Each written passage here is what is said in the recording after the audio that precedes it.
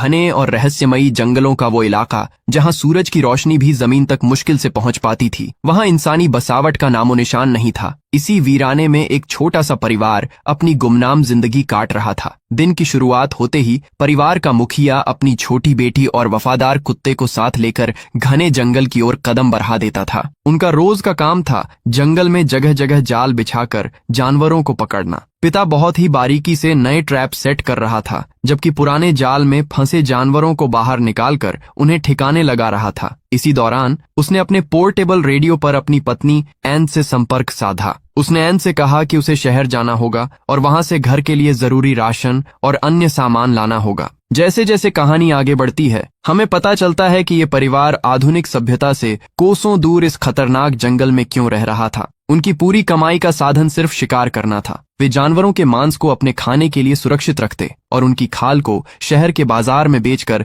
चंद पैसे कमा लेते थे। वक्त के थपेड़ों ने इस काम को उनकी मजबूरी और पहचान बना दिया था। पिता अपनी बेटी को भी इस कठिन हुनर में पारंगत करना चाहता था ताकि भविष्य में वह भी इस जिम्मेदारी को संभाल सके, लेकिन उस छोटी सी बच्ची का मन इस खूनी खेल में बिल्कुल नहीं रमता था। उसका दिल तो कहीं और ही बसता था। कुछ घंटों की मेहनत के बाद जब पिता और बेटी ने अपने लगाए हुए जाल चेक किए तो एक ट्रैप बिल्कुल खाली मिला। वहां फंसा हुआ शिकार रहस्यमयी तरीके से गायब था। ये देखकर बच्ची बुरी तरह सहम गई और फुसफुसाते हुए बोली, पिताजी, वो फिर वापस आ गया है। उसकी बातों से स्पष्ट था कि वह किसी आम जानवर की नहीं बल्कि उस खूंखार भेड़िए की बात कर रही थी जो आए दिन उनका शिकार चुरा ले जाता था। उधर एन जानवरों की खालें लेकर शहर के बाजार पहुंची ताकि उन्हें बेचकर घर का कुछ जरूरी सामान जुटा सके, लेकिन किस्मत उसके साथ नहीं थी। बाजार में खालों की मांग बहुत कम थी और कीमतें भी काफी नीचे गिर चुकी थीं। दुकानदार ने बेरहमी से कहा कि इन साधारण जानवरों की खाल से 200 या 400 रुपए भी नहीं मिलेंगे। अगर वाकई मोटी कमाई करनी है तो उसे किसी खूंखार भेड़िए की खाल लानी होगी। ये सुनकर एन के पैरों तले जमीन खिसक गई। वह अच्छी तरह जानती थी कि भेड़िए का शिकार करना मौत को दावत देने जैसा है। दुकान से खाली हाथ बाहर निकलते वक्त उसकी नजर एक सूचना बोर्ड पर पड़ी जहां किराए के घरों और नौकरियों के विज्ञापन चस्पा थे।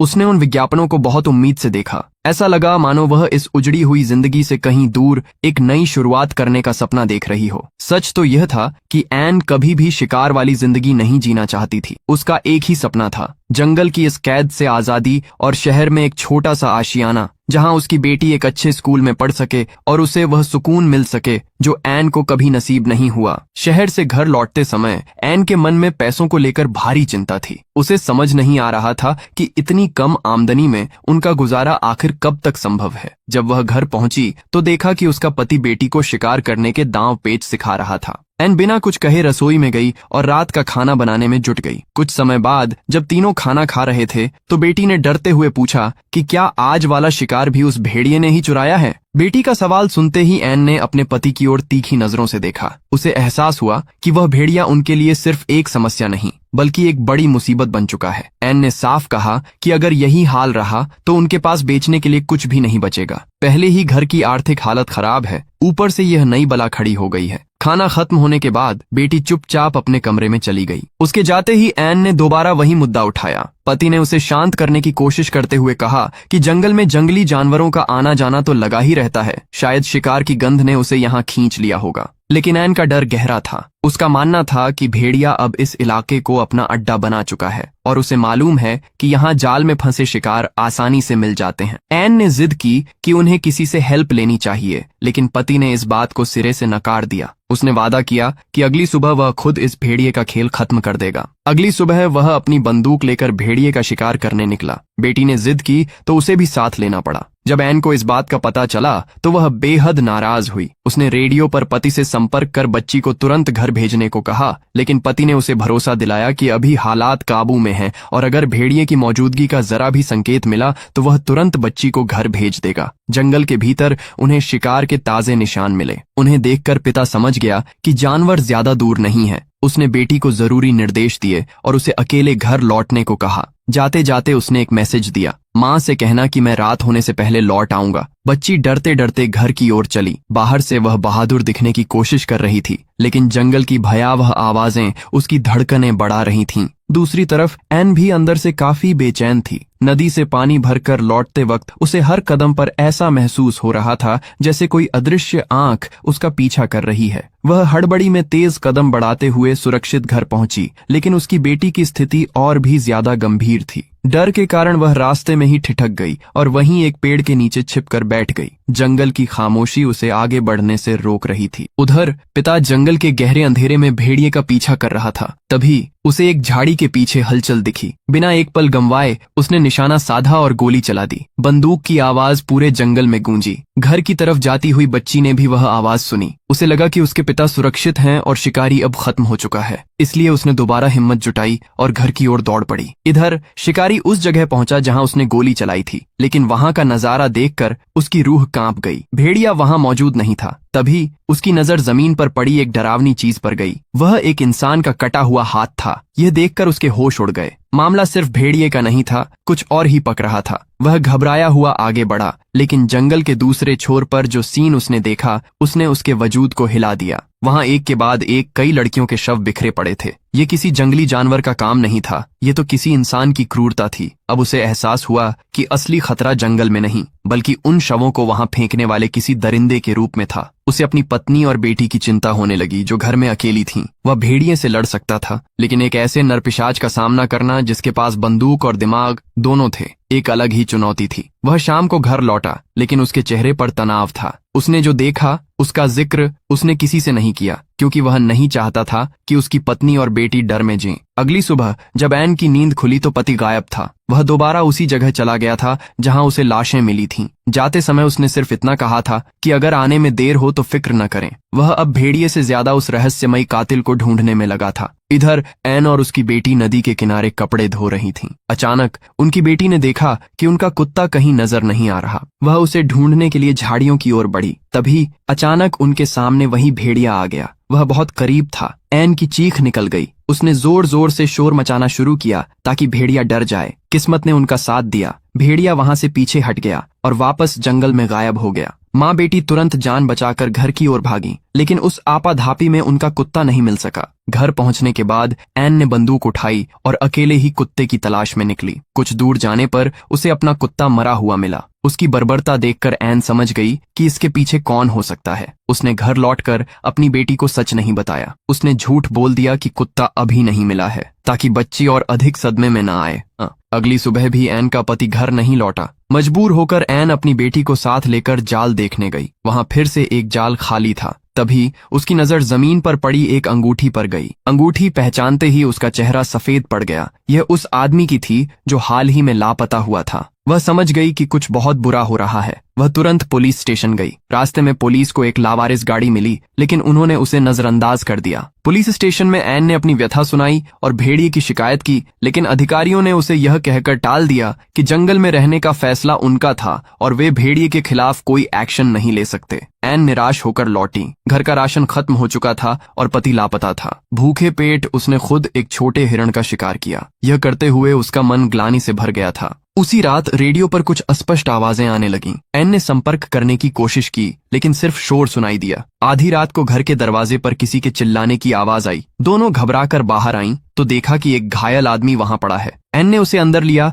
और उसकी मरहम पट्टी की। वह आदमी अपना नाम लू बताता है और कहता है कि वह फोटोग्राफर है। उसकी गाड़ी खराब हो गई और जंगल में किसी चीज ने उस पर हमला कर दिया। उसकी चोटें गहरी थीं। एन को अब एक नई चिंता ने घेर लिया था। वह उसे हॉस्पिटल ले जाने की कोशिश करती है, लेकिन लू की हालत देख वापस लौट आती है। दिन बीतते गए। पुलिस को उस लावारिस गाड़ी पर शक हुआ और उन्होंने जांच शुरू की। दूसरी तरफ एन का पति वापस नहीं लौटा। अब एन ने हार मानकर उसे ढूंढने का फैसला किया। जंगल में उसे अपने पति की डेड बॉडी मिली। वह पूरी तरह टूट गई। तभी उसे एहसास हुआ कि लू ने ही उसके पति को मारा है। वह घर की तरफ भागी। घर के अंदर घुसते ही लू ने उस पर हमला कर दिया। लू ने एन को काबू कर लिया, लेकिन तब तक पुलिस वहां पहुंच चुकी थी। लू ने कबूल किया कि उसने ही सबको मारा था। लड़ाई के बीच एन ने पास पड़े एक ट्रैप का चालाकी से इस्तेमाल किया और लू को पछाड़ दिया। अंत में लू पकड़ा गया, लेकिन एन की दुनिया हमेशा के लिए उजड़ चुकी थी। पति और बेटी को खोने के बाद एन का जीवन एक वीरान जंगल जैसा हो गया था। पुलिस की गाड़ियों के सायरन और सन्नाटे के बीच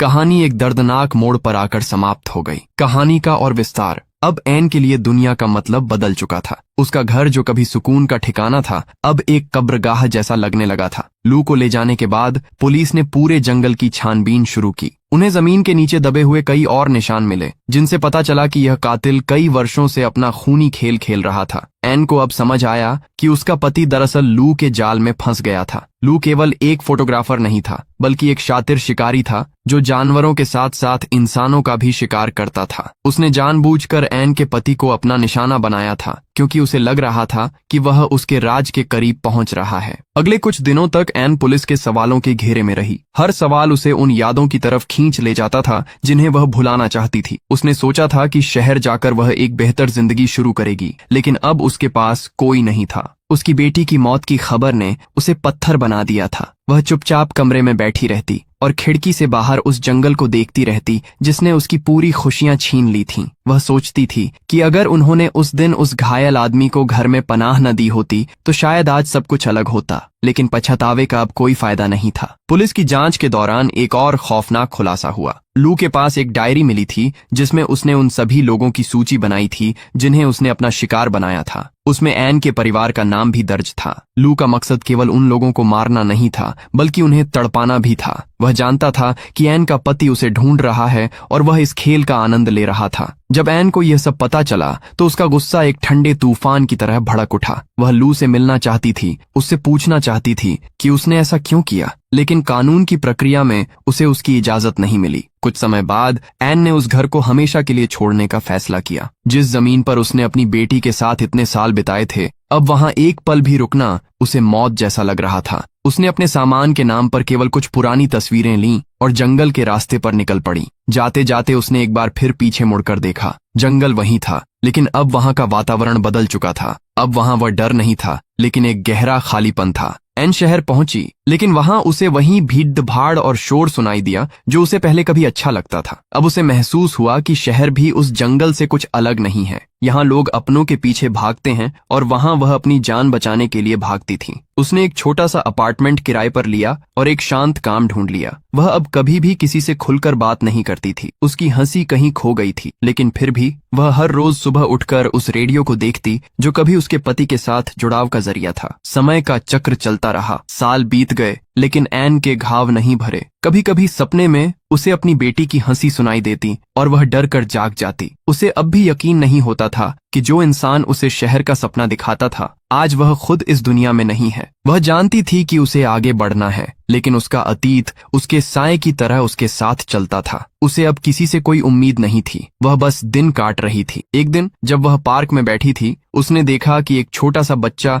अपनी माँ के साथ खेल रहा है। उस बच्चे की हंसी में उसे अपनी बेटी की झलक दिखाई दी। उसे लगा कि शायद यही जिंदगी है, पल भर की खुशी और ताउम्र का दर्द। उसने उस बच्चे को देखकर एक फीकी मुस्कान दी और अपने रास्ते पर चल पड़ी। अब उसके मन में न बदला था न गुस्सा, बस एक शांति थी जो उसे तब मिली जब उसने सब कुछ खो दिया। जंगल की वह रात, वह भेड़िया, वह कातिल लू, सब अब एक धुंधली याद बन चुके थे। लेकिन एन ने कभी यह नहीं सोचा था कि वह उस जंगल में दोबारा कभी जाएगी, मगर नियति कुछ और ही चाहती थी। 5 साल बाद उसे एक फोन आया कि उस जंगल में एक स्मारक बनाया जा रहा है, उन सभी लोगों की याद में जो लू के शिकार बने थे। एन को वहां मुख्य अतिथि के रूप में आमंत्रित किया गया था। शुरू में उसने मना कर दिया, लेकिन फिर उसे लगा कि शायद यह उसके लिए भी एक आखिरी विदाई होगी। वह वापस उसी जंगल में पहुंची। वहां का रास्ता अब बदल चुका था, जगह जगह नई सड़कें बन गई थीं और लोग अब वहां घूमने आते थे। स्मारक के पास खड़े होकर उसने उन सभी नामों को पढ़ा। उसने अपने पति और बेटी के नाम पर हाथ रखा और पहली बार जी भर कर रोई। वहां खड़े होकर उसे लगा कि जैसे उसका बोझ हल्का हो गया है। उसने उस जंगल को माफ कर दिया, उसने खुद को माफ कर दिया और उसने उस बीते हुए कल को भी माफ कर दिया। शाम हो रही थी, सूरज की किरणें पेड़ों के बीच से छनकर आ रही थीं। एन वहां से धीरे धीरे बाहर निकल आई। अब वह उस जंगल से डरती नहीं थी, बल्कि उसे अपना एक हिस्सा मानती थी। वह वहां से अपनी नई जिंदगी की तरफ बढ़ गई, इस उम्मीद के साथ कि अब आने वाला कल कम से कम शांति भरा होगा। उसकी कहानी एक संघर्ष की थी, एक माँ के प्यार की थी और एक ऐसे अंत की थी जो हमें यह सिखाता है कि जीवन कितना अनिश्चित है। जंगल अब भी वहीं था, लेकिन उसका खौफ खत्म हो चुका था। एन की यात्रा पूरी हो चुकी थी। उसने जो खोया वह कभी वापस नहीं आ सकता था, लेकिन उसने जो पाया वह था खुद को पहचानने का हौसला। वह अब जानती थी कि भले ही वह अकेली है, लेकिन वह अब एक बड़ी मुसीबत से लड़कर आई है। उसकी जिंदगी का सबसे कठिन अध्याय बंद हो चुका था। अब एक नया पन्ना खुलने वाला था, एक शांत और उम्मीद भरी नई सुबह की तरह। अगर आपको यह कहानी पसंद आई हो तो इस वीडियो को लाइक करना न भूलें और ऐसी ही कहानियों के लिए हमारे चैनल को सब्सक्राइब जरूर करें। और हाँ, बेल आइकन दबाना न भूलें ताकि हमारी अगली कहानी का नोटिफिकेशन सबसे पहले आपको मिले। अगली बार फिर मिलेंगे एक नई और रहस्यमयी कहानी के साथ। तब तक के लिए अपना ख्याल रखें।